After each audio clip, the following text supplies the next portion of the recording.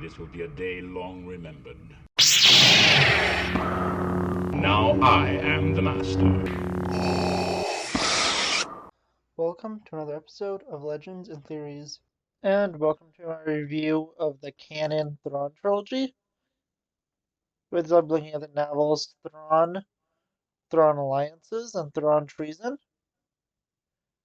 And with it, I will also be including Thrawn Alliances flashback sections in the Clone Wars recap and review section of my Clone Wars recap and review videos.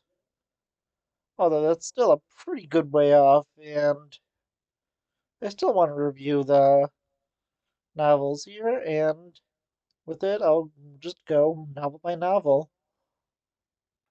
Thrawn, the first one, it's an interesting one. It's a lot of setup of Thrawn's character, and with it, you go through his early achievements and his rise to Grand Admiral.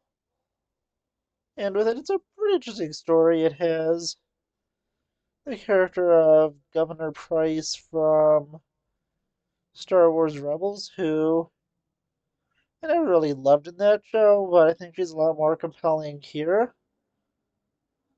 And with it, the story is a well executed one, but it's really kind of unrelated to the main storyline of the rest of the Thrawn series throughout canon.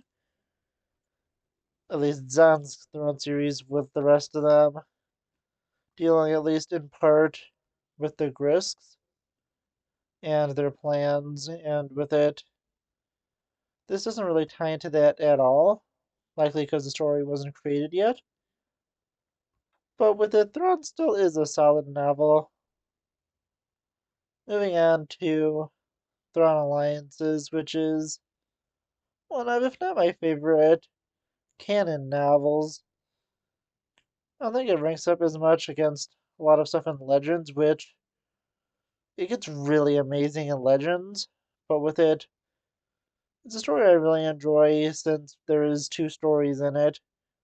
One is a Clone Wars story, and the other is a Vader story, with both being connected by Thrawn.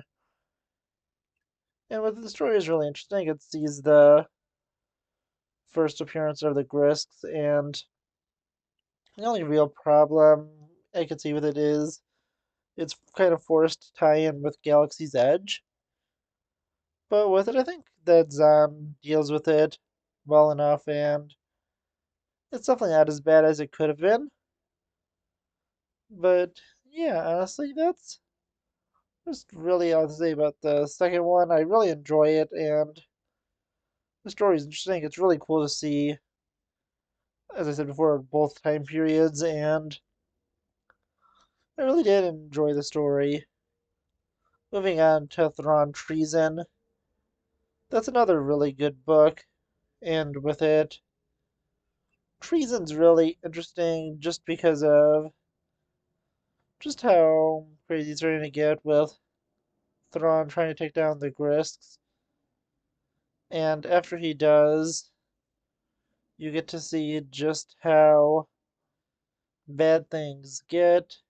He is under pretty big suspicion by everyone and is in danger of losing the TIE Defender project, which he does not only due to what happens in this, but also with the death of Canon in Rebels and the destruction of the fuel depots on Lothal. And with this, Thrawn is just really interesting in this. He goes and teams up with Eli Vanto from the first book, and after he does that, we get to see a lot more interesting things. And throughout it, I just really enjoyed the story, and I think it's so interesting to see just Thrawn go through all of this and just how much danger he was in and how he could have basically lost everything in the Empire. And with it, you also get to see a good amount of characters who do appear in the Ascendancy trilogy. With it, and it's cool to see him here too. And yeah, honestly, I think that the story is really good, and I would definitely recommend to read these books. And I want to know what you think about them. Timothy Zahn, again, is an amazing author and did a really good job with these. So please let me know what you think, and I'll see you all in the next episode of Legends and Theories. Thank you for watching this episode of Legends and Theories. Please subscribe, like the video, share the video, leave a comment, check out the video on screen, and may the Force be with you.